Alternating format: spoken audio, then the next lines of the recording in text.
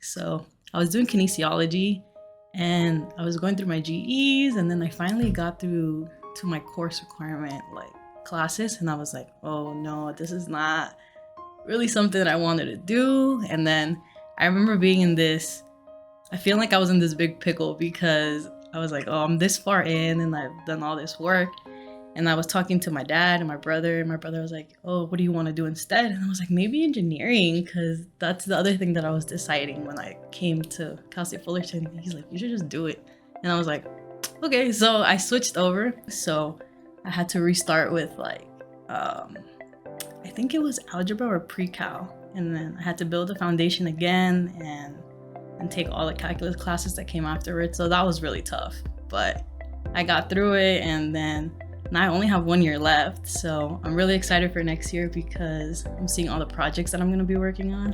Like for my senior design, I'm joining the legacy team for Baja. So we're going to be working on that car, and I think that's going to be really fun. And then I joined Dr. Bai's club, which I have a project that I'm going to be working on next year as well, that involves a 4-legged robot and like learning maybe how to program it, build it, things like that. Yeah, I mean, at the beginning it was, I think Calculus 2 was the toughest one for sure. So that one I had to retake, but I always internally reflect and I'm like, did I try my best? Like, was there any outside factors? And most often than not, it's always you. Like, you didn't manage your time wisely or something like that. I always give in to my social life. So I'm like, oh, this, like a few weeks ago, I was like, this week I'm gonna get off social media. I'm not gonna go out today or this week. And then after that week, I realized like I had done all my work, but I felt so like sad and like depressed. And I was like, I can't do this. Like, this is not, it's not stable for me to do. So then I started, the week after I went out once a week, but Monday through Thursday, I made sure that I spent extra time in the library and I did all my work.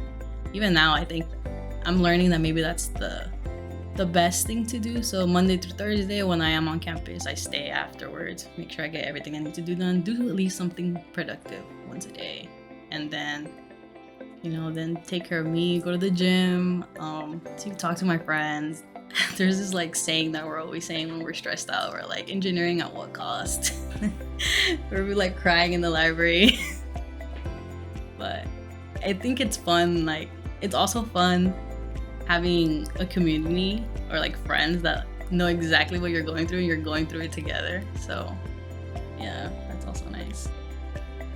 Oh, well, my dad, he works so much. Like, he's a very, physical worker. He's always told me and my brother that he wants better for us. So he's always encouraged us to go to school. He is a machine operator. So he deals with like the bolts and things like that for airplane parts. Yeah. So very long hours. He's usually gone for like 12. Yeah, he works a lot. Yeah. When I was younger, he used to work way more. He used to work like 7. Me and my dad have always been very close because he just has really good communication. He's always, even though he works so much, somehow it feels like he's always present. Honestly, I don't think I tell him often, but he does play a huge role in my life. He's the reason that I do want to be successful, like for me, but also for him. Because I see how hard he works, and I know, as an immigrant, a child of an immigrant, I know that, parents always want the best for their kids and they don't want them to be in that same position. Even though he works so much, now that me and my brother are older, we kind of take care of ourselves. He goes out on weekends. He's always traveling back to Mexico because that's where he has his house, and like he loves being in his house with his family and stuff like that.